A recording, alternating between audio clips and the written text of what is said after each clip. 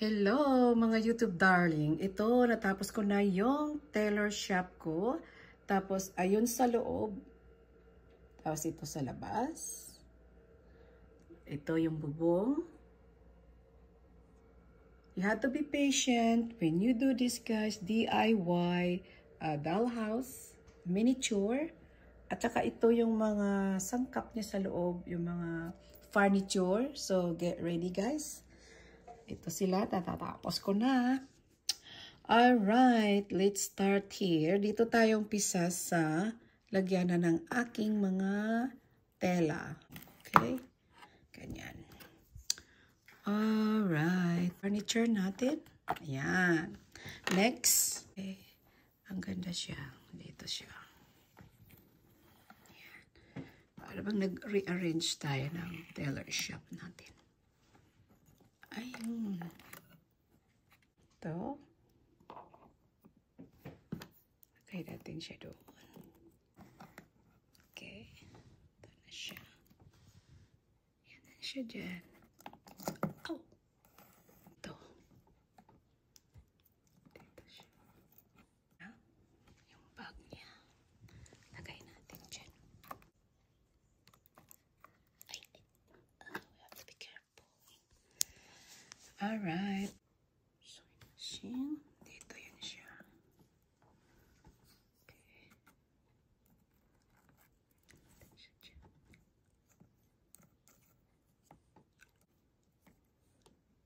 There you go. Ito na siya.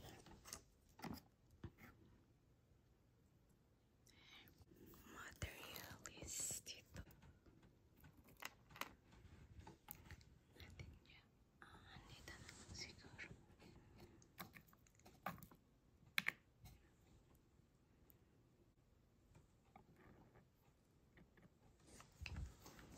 dito na. Lights. Meron.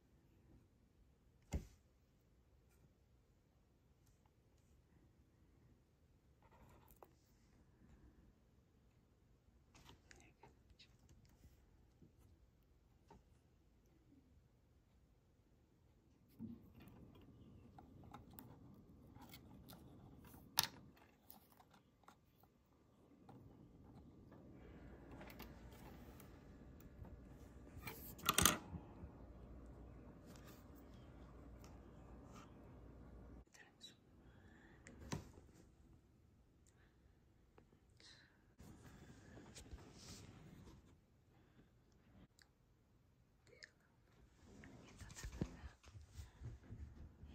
meron.